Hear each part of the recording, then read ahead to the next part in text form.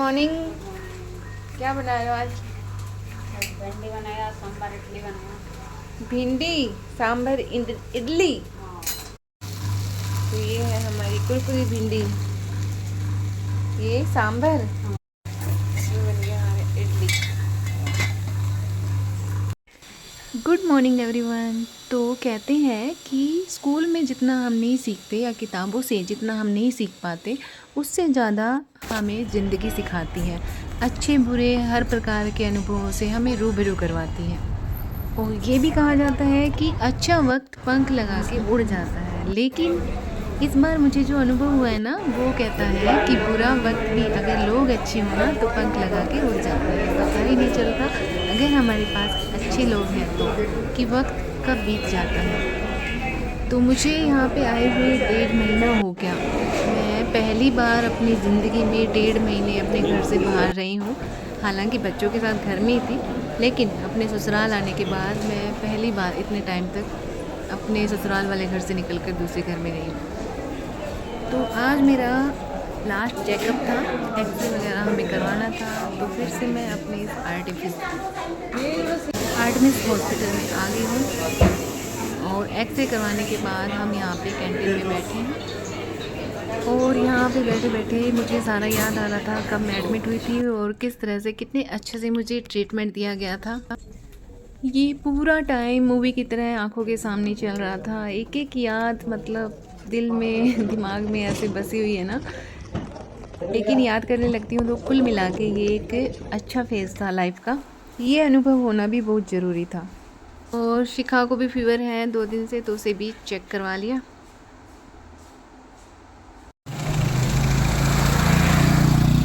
उसका चेकअप करवाने के बाद हम घर आए और देखिए मेरे जाने के टाइम पे ही यहाँ बेला के लिए एक डॉग वॉकर भी मिल गया जो सुबह शाम बेला को घुमाने के लिए आएगा।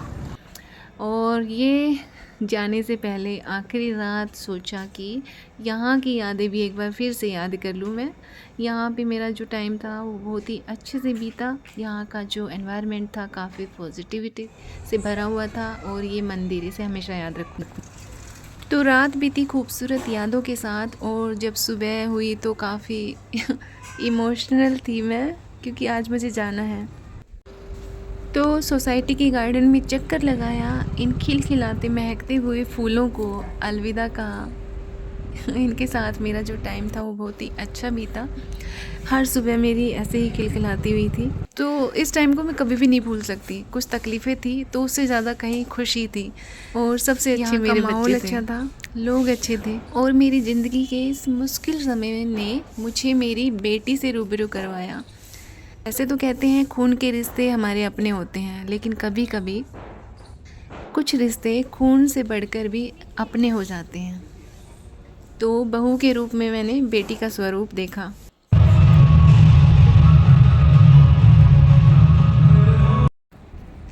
और दुआ करती हूँ कि उसको जीवन में सारी खुशियाँ मिलें। और इन महकते हुए हार सिंगार के फूलों को भी अलविदा। इनकी वजह से मेरी सुबह हमेशा महकदार रहती थी। और इन छोटे छोटे प्यारे प्यारे जानवरों से भी मुझे बहुत ज़्यादा प्यार मिला। इनके प्यार को पाके मैं इतनी खुश थी, मैंने खुशी खुशी में ये ड्राइंग भी बना दी।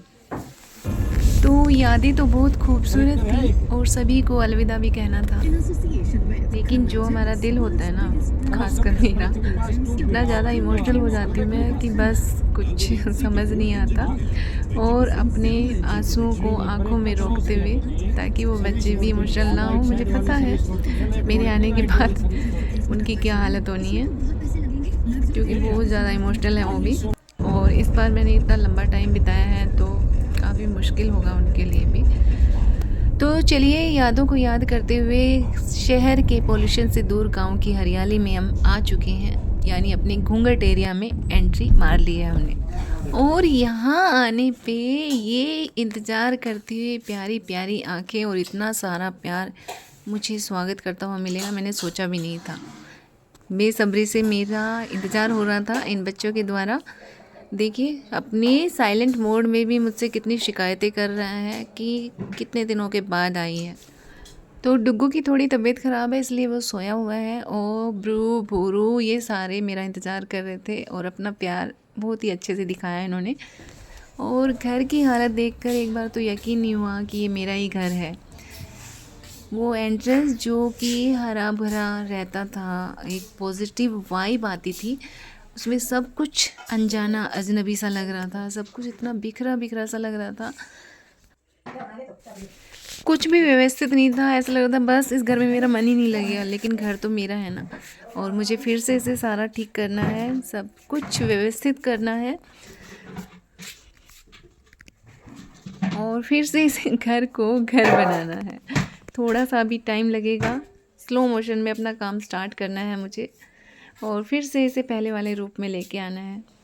बस दुआ कीजिए जल्दी से स्वस्थ होके मैं अपने वापस रूटीन में आ जाऊं और आप लोगों के लिए भी अच्छी अच्छी वीडियो लेके आऊं। तब तक के लिए टाटा, बाय बाय।